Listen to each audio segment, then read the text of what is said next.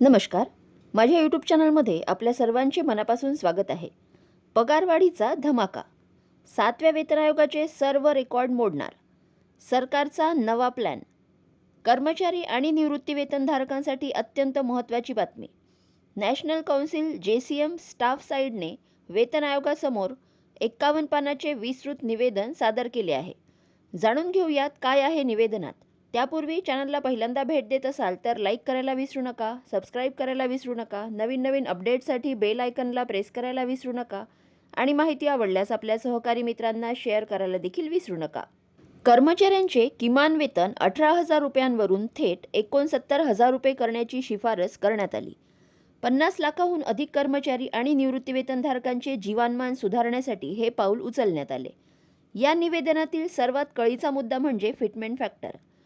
आता 3.83 करण्याची मागणी करण्यात आली. जर ही मागणी मान्य झाली तर कर्मचाऱ्यांच्या मूळ वेतनात मोठी वाढ होईल.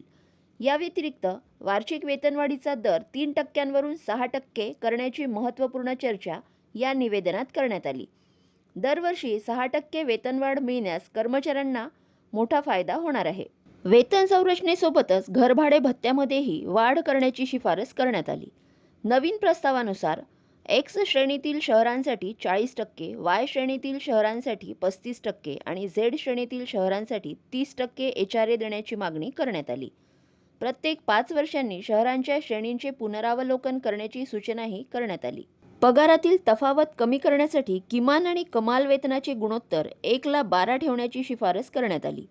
तसेच ज्या कर्मचाऱ्यांकडे निर्धारित पात्रतेपेक्षा अधिक शैक्षणिक पात्रता आहे त्यांना 10% अतिरिक्त भत्ता आणि ओव्हरटाईम करण्यासाठी कामगार कायद्यानुसार दुप्पट दर देण्याची मागणी करण्यात आली. वेतन आयोगाच्या स्थापनेचा मुख्य उद्देशच कर्मचाऱ्यांच्या पगार, भत्ते आणि निवृत्ती वेतनाचे पुनरावलोकन करणे हा आहे. आता या प्रस्तावावर चर्चेनंतरच अंतिम निर्णयाची अंमलबजावणी केली जाईल. यामुळे कर्मचारी वर्गात आगामी काळातील वेतनवाढीची मोठी आशा निर्माण झाली आहे.